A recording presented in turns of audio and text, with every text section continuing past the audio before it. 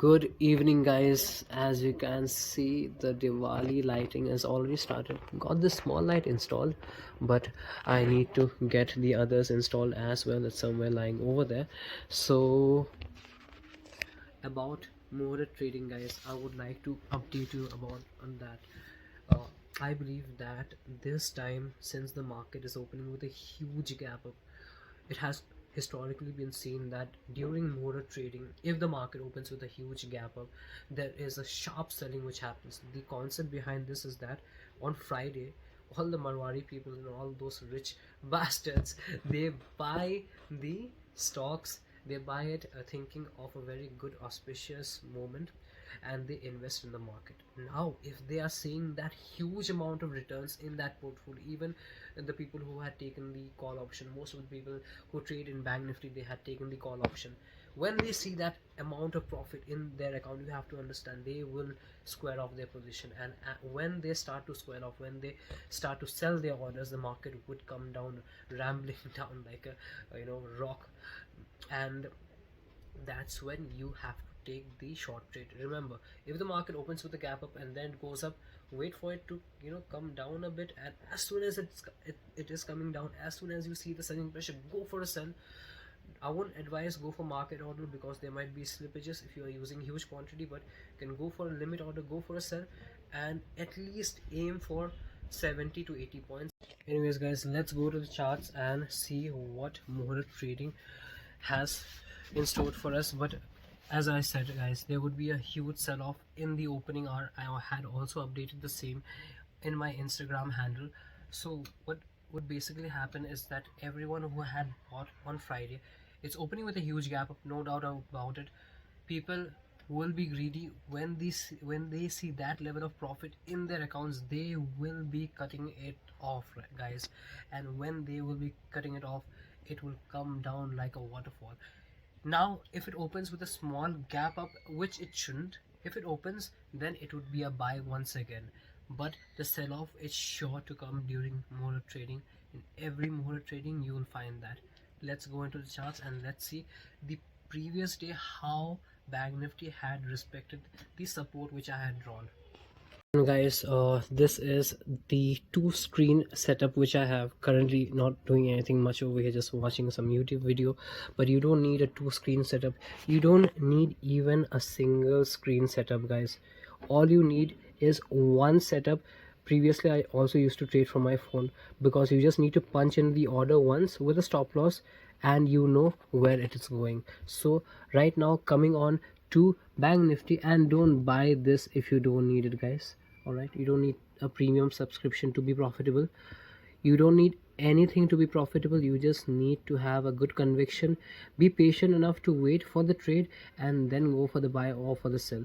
It was really easy that day because Axis Bank was at an a really higher expected. I mean, Axis Bank had provided a really good return, and if a bank or anything, say be it index or dollars or any other asset class, is performing or outperforming its expectation, then the market would rise. And I know many people would have sold their position seeing this huge gap up, and they would have been trapped. So the buy did come when it crossed this, and the buy came over here, guys. Somewhere over here you could have gone for the buy. And I had also updated the same in the YouTube channel in the short when I was in the yeah, I believe in the airport. And I hope that you had made a good profit that day, because this trending market, it doesn't always comes into play, and you have to capitalize upon this market when you see the trend. Right now you can see that it had gone up, it had touched 41,000, and then it came down like a waterfall. So you have to understand, I know many people would be buying at this level, would be buying at this level. So if you are buying at this level, you have to see how much conviction does it have. And the market had already given more than from 40,600, you can see almost it had gone to 41,000. That is more than 500 points it had given after breaking out from this level also, which is 40,600, 40,606 level. So you have to understand the market will come down and the market will halt somewhere, and profit booking shall come into play. Now where is the level that you should buy or you should sell. Now buying would be very tricky, but selling would be really easy. Let's go to the charts and see the resistance which bank nifty would be facing as soon as it opens. You can see guys, this is the level, this level right over here. At this point, if the market is going and the market is not able to break this level, it's going to open somewhere at around this spot. Okay, this is the spot where the market would open. Okay, yeah, so exactly at around this spot it's going to open, as nifty is showing a gap up of more than 300 points. 576, so 676, 776, 876, 890 points it's showing. So if it's showing a gap up of around about 300 points, then bank nifty should show a gap up of 500 points. And if it's showing a gap up of 500 points, we had closed over here 40,000, maybe 300, it might open over here. If it opens at this spot, it's a blind sell. It opens and it's going to do this, it's going to come up. As soon as it hits this spot guys, you go for the sell, and we are going to get a really nice selling trend. And the first candle which it would form would be a huge candle, and you should be out over there. Next candles, it will do this, it will make small candles, and you should not be trading over here guys. I hope that is clear to all. If you're making a loss, if you're booking a loss anywhere near 2000 rupees and it's crossing this point, don't go against the trend. If you see that, let me just clear this.